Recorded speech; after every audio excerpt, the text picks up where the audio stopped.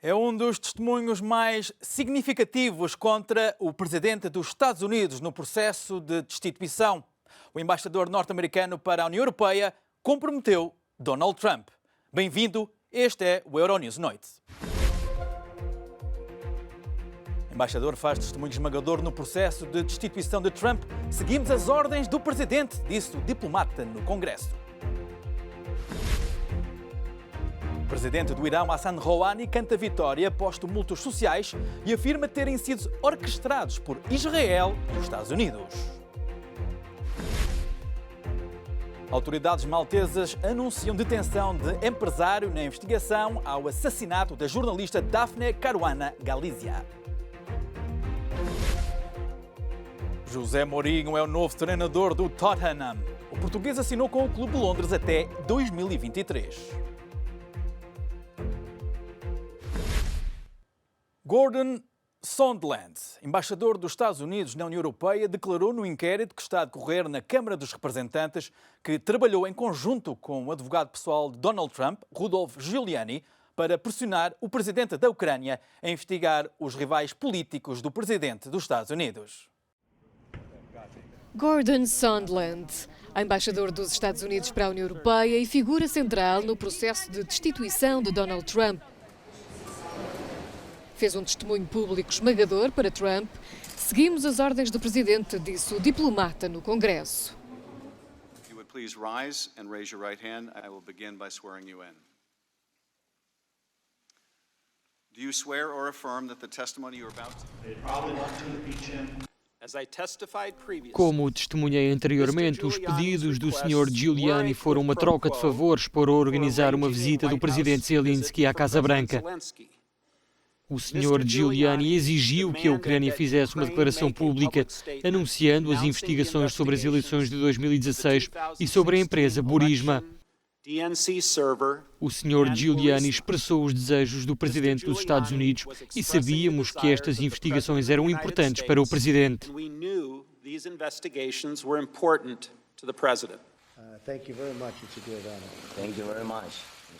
Sondland trabalhou com o advogado pessoal de Donald Trump, Rudy Giuliani, nas questões ucranianas e confirma a participação ativa de Trump neste caso que ameaça o seu mandato.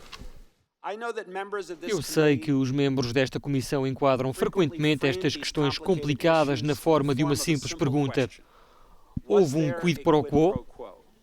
Como testemunhei anteriormente em relação ao telefonema da Casa Branca e à reunião da Casa Branca, a resposta é sim. Donald Trump reagiu dizendo que não conhece muito bem o embaixador Gordon Sondland. Em causa está a alegada pressão de Trump à Ucrânia através de Volodymyr Zelensky. Trump terá pedido ao presidente ucraniano para investigar Joe Biden e o seu filho em troca de apoio militar ao país.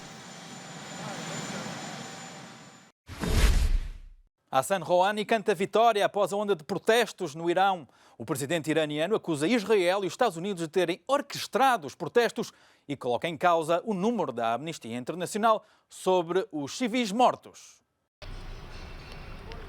No Irão, o regresso à normalidade não disfarça as sequelas deixadas por vários dias de manifestações contra o aumento do preço dos combustíveis.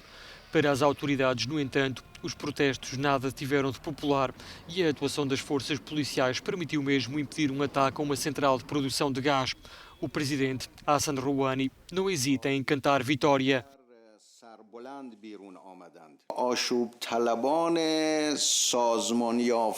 Os rebeldes não eram muitos, mas estavam organizados e armados.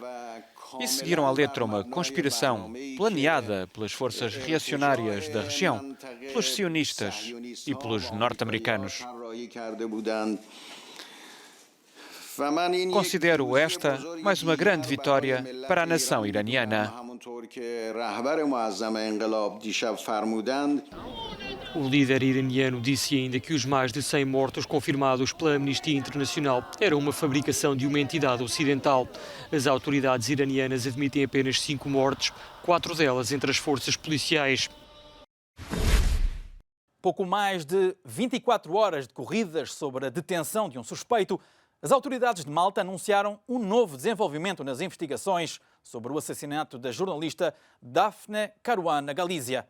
Desta feita, a polícia deteve um conhecido empresário maltês que se preparava para abandonar a ilha a bordo do seu iate. As autoridades de Malta anunciaram a detenção de um conhecido empresário maltês, Jorgen Fenech, no âmbito do assassinato da jornalista anticorrupção Daphne Caruana Galizia.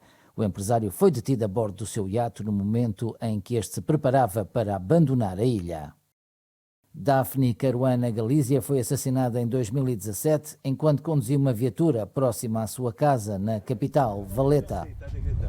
A detenção do empresário segue-se ao anúncio efetuado na terça-feira pelo primeiro-ministro Joseph Muscat de que um dos implicados no assassinato da jornalista receberia um perdão presidencial se colaborasse com as autoridades e identificasse o cérebro da operação.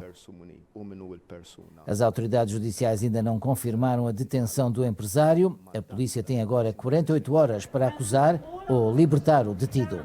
Em dezembro de 2017, as autoridades detiveram 3 indivíduos acusados de terem morto a jornalista, mas até agora não foi possível identificar o responsável principal.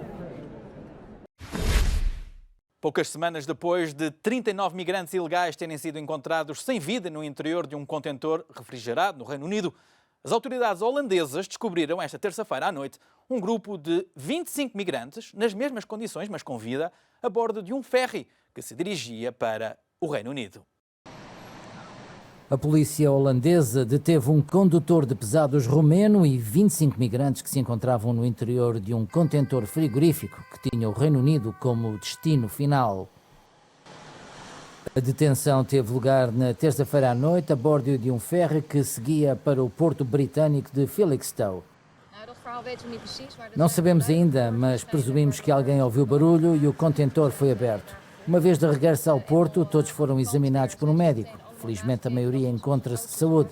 23 migrantes foram detidos e encontram-se agora numa esquadra da polícia. 2 outros migrantes foram levados para o hospital para tratamento, mas não se trata de nada grave.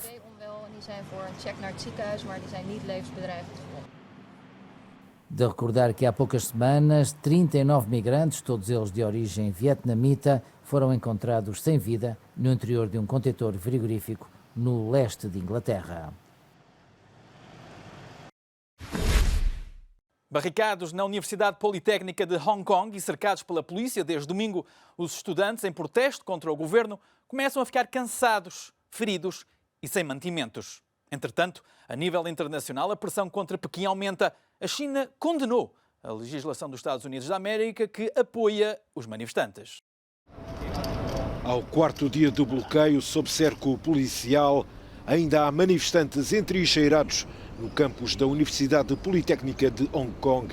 A polícia controla todos os caminhos e estradas para a universidade, o que não impediu alguns estudantes de tentarem a fuga. Na manhã de quarta-feira, vários manifestantes feridos foram retirados do campus por paramédicos.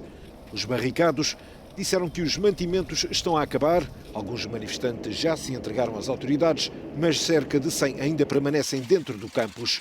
Na terça-feira, o Senado norte-americano adotou um texto que apoia os direitos humanos, a democracia em Hong Kong e ameaça suspender o estatuto económico especial concedido por Washington à ex-colónia britânica e que contemplaria sanções contra autoridades chinesas. Pequim reagiu com raiva a esta posição, alertando que tomaria medidas retaliatórias se o texto fosse definitivamente adotado.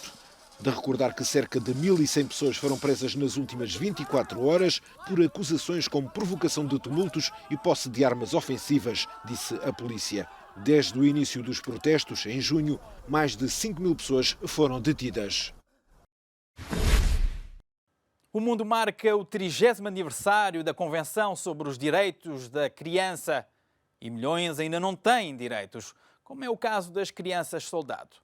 Com o objetivo de alertar o mundo para este flagelo, o Parlamento Europeu organizou um evento dedicado às que vivem no Iémen, palco de um dos piores desastres humanitários da atualidade. Ir à escola é um ato de coragem para muitas crianças que vivem em países em guerra, como é o caso do Iémen, onde muitas vezes são obrigadas a alistar-se como soldados. Há pelo menos 2 milhões de crianças nesta situação em todo o mundo e a repórter de guerra Silvia Battaglia foi convidada a dar o seu testemunho numa conferência no Parlamento Europeu em Bruxelas. Quando se é pobre, não se tem escolha. Quando uma criança é usada no esforço de guerra, os pais recebem dinheiro todos os meses e sustentam o resto da família, porque é um rendimento considerável. A guerra, a fome e os abusos sexuais são alguns dos riscos que ameaçam milhões de crianças no mundo, 30 anos após a assinatura da Convenção sobre os Direitos da Criança na Assembleia Geral da ONU, a 20 de novembro de 1989. A ironia é que o Iêmen foi um dos primeiros países a ratificar a Convenção, mas agora ocorrem violações dos direitos das crianças como nunca no passado. Não devemos celebrar o 30º aniversário da Convenção, mas avaliar a sua implementação. Uma celebração num momento em que milhões de crianças, não apenas no Iêmen, mas em todo o mundo, sofrem desta maneira, é algo que me parece muito estranho. Vários países europeus alimentam a guerra no Iêmen através da venda de armas à Arábia Saudita, que apoia militarmente uma das facções. Organizações dos direitos humanos exortam a União Europeia a acabar com essa política. Cada esforço de pressão nesse sentido conta.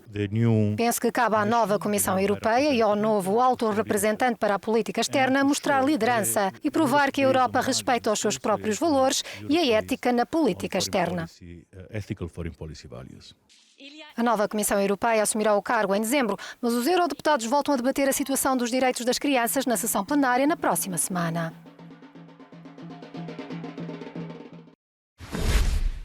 E José Mourinho está de regresso aos bancos e será o treinador do Tottenham até 2023. O português substitui o argentino Mauricio Pochettino, mas a sua chegada a White Hart Lane está longe de ser consensual no clube. Não podia estar mais feliz e se não estivesse tão feliz não estaria aqui. São palavras de José Mourinho na sua primeira entrevista depois de ter sido confirmado como treinador do Tottenham até 2023. O português já orientou a primeira sessão de treino nos Spurs e terá muito trabalho pela frente para convencer os adeptos. Nunca quis que Pochettino saísse, nunca o culpei. Culpo os jogadores. Acho que os jogadores não têm estado à altura este ano. Como é que os mesmos jogadores nos levam a uma final da Liga dos Campeões e meses depois estão em 14º? Para ser honesto, penso que Pochettino era o homem capaz de fazer a diferença, mas os recursos que teve foram limitados. Os antigos jogadores dos Spurs, Gary Lineker e Jermaine Jenas, também mostraram estar do lado do antigo treinador. Já Jamie Carragher disse que se adivinhava um fim de ciclo e que Pochettino deverá regressar à Premier League em breve. O argentino levou o clube à final da Liga dos Campeões, mas não conseguiu conquistar nenhum troféu em 5 anos. Chega agora Mourinho para tentar o milagre de conquistar o campeonato inglês pela primeira vez desde 1961. E é o fim deste jornal. Até breve.